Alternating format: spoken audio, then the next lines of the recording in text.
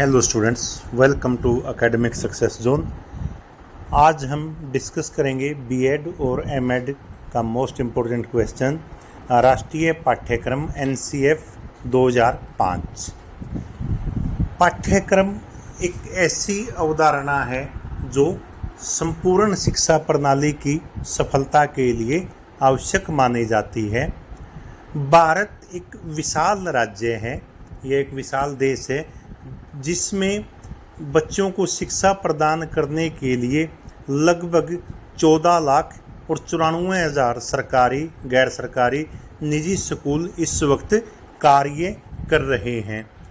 इन स्कूलों के माध्यम से बच्चों का उज्जवल भविष्य तैयार करने के लिए राष्ट्रीय पाठ्यक्रम की आवश्यकता महसूस हुई और सारे देश में एनईपी 2020 को लागू करने के बाद संपूर्ण देश में एक समान पाठ्यक्रम की अवधारणा ने जोर पकड़ा है और जो राष्ट्रीय पाठ्यक्रम है 2005 में एक आयोग स्थापित हुआ और इसमें चेंज किया गया।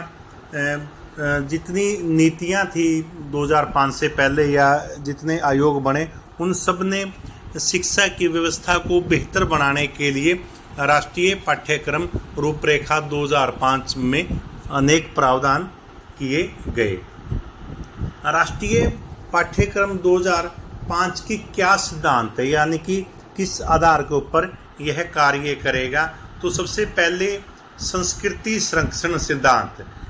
भारतीय संस्कृति संसार की सबसे सर्वश्रेष्ठ संस्कृति है, इसीलिए इसमें पाठ्यक्रम का जब निर्धारण किया गया है तो विषय वस्तु के रूप में संस्कृति की रक्षा करने को प्राथमिकता दी है। नैतिकता का सिद्धांत सेकंड क्या है राष्ट्रीय पाठ्यक्रम का सिद्धांत? नैतिकता। नैतिकता के बिना जीवन की कल्पना भी नहीं की जा सकती, इसीलिए यह कार्यक्रम पाठ्यक्रम में नैतिकता को एक विषय के रूप में शामिल करने पर प्राथमिकता देता है ताकि बच्चों में नैतिकता की अवधारणा का गुण विकसित हो सके। सामाजिकता का सिद्धांत सृष्टि को चलाने के लिए व्यक्ति का सोशल होना अनिवार्य माना जाता है और व्यक्ति सोशल कब हो सकता है? जब वह सोशल शिक्षा के माध्यम से हो सकता है। इसीलिए राष्ट्रीय पाठ्यक्रम का निर्धारण करते समय सामाजिकता को भी उसके एक सिद्धांत के रूप में शामिल किया जाता है। संतुलित विकास का सिद्धांत विकास की जो प्रत्येक आवश्यकता है, विकास क्यों अनिवार्य है, ये पाठ्यक्रम के अंदर इस प्रकार की अवधारणाओं को शामिल किया गया है जिससे विकास और शिक्षा में समन्वय स्थापित करते हुए एजुकेशन के उद्देश्यों की प्राप्ति की जा सके। उपयोगिता का सिद्धांत पाठ्यक्रम में शिक्षा को एक करियर के विकास के लिए अनिवार्य साधन के रूप में प्रस्तुत किया गया है। इसके साथ रुचि का सिद्धांत पाठ्यक्रम की अवधारणा कब सफल होगी? जब छात्रों की पाठ्यक्रम में रुचि होगी। इसलिए जब पाठ्यक्रम का निर्धारण किया जाता है तो इस स्पेशल तथ्य की ओर ध्यान रखा जाता है कि वह छात्रों की रुचि के अनुरूप हो। समायोजन का सिद्धांत कोऑर्डिनेशन को किसी भी राष्ट्र, किसी भी समाज या व्यक्ति के जीवन की सफलता का आधार माना जाता है। तो ऐसी अवस्था में पाठ्यक्रम की अवधारणा में भी समायोजन को एक सिद्धांत के रूप में स्थान दिया गया है।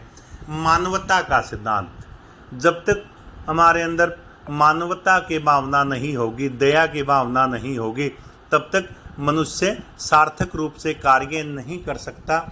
पाठ्यक्रम की यह अवधारणा बचपन से ही छात्रों के अंदर मानवता के गुण को विकसित करने के लिए इस सिद्धांत को पाठ्यक्रम में शामिल करती है। एकता या एकरूपता का सिद्धांत सारे देश में एक पाठ्यक्रम एक रूपता पर आधारित हो ताकि शिक्षा व्यवस्था अपने लक्ष्यों को प्राप्त कर सके। ये तो थे पाठ्यक्रम के सिद्धांत जिनके आधार के ऊपर पाठ्यक्रम का निर्माण किया जाता है।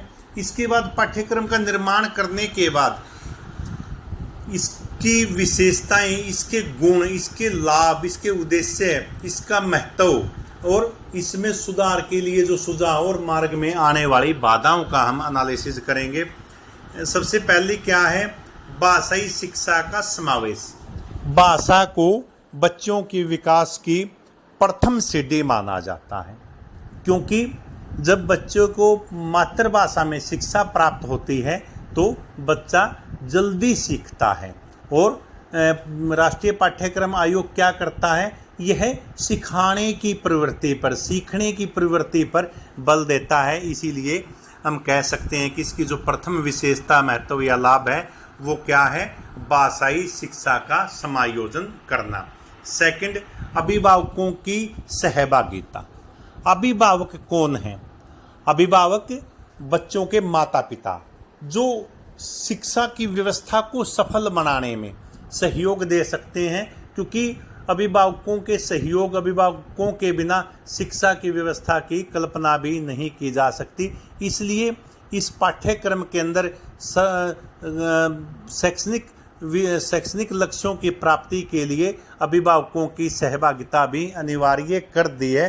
और इसका एक एग्जाम्पल आप देख सकते हैं कि चाहे सरकारी, निजी या गैर निजी स्कूल हो, उसमें अब पीटीएम कंपलसरी कर दिए। अब ये विश्वविद्यालय और कॉलेज सत्र के ऊपर भी पीटीएम को अनिवार्य किया गया है। रुचिकर शिक्षण सामग्री। जब बच्चों को रुचि के माध्यम से दिखाया जाएगा या अन्य ढंग से उनको शिक्षित किया जाएगा तो वो अच्छे ढंग से शिक्षा प्राप्त कर सकते हैं। सामाजिक भावनाओं का समावेश। सामाजिक भावनाओं के समावेश को भी इसकी विशेषताओं में स्थान दिया जाता है। मानवीय मूल्यों का समावेश।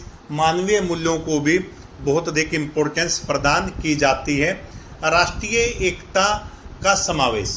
राष्ट्रीय एकता 2005 के राष्ट्रीय पाठ्यक्रम की एक मुख्य विशेषता है पूर्व कार्यक्रमों का समावेश। यह पाठ्यक्रम जितने भी कार्यक्रम हुए हैं उन सब का समावेशन करने के लिए महत्वपूर्ण योगदान देता है। तो ये इसकी विशेषता एवं महत्व लाभ आ गया। इसके बाद हम राष्ट्रीय पाठ्यक्रम की मुख्य बाधाओं का वर्णन करेंगे।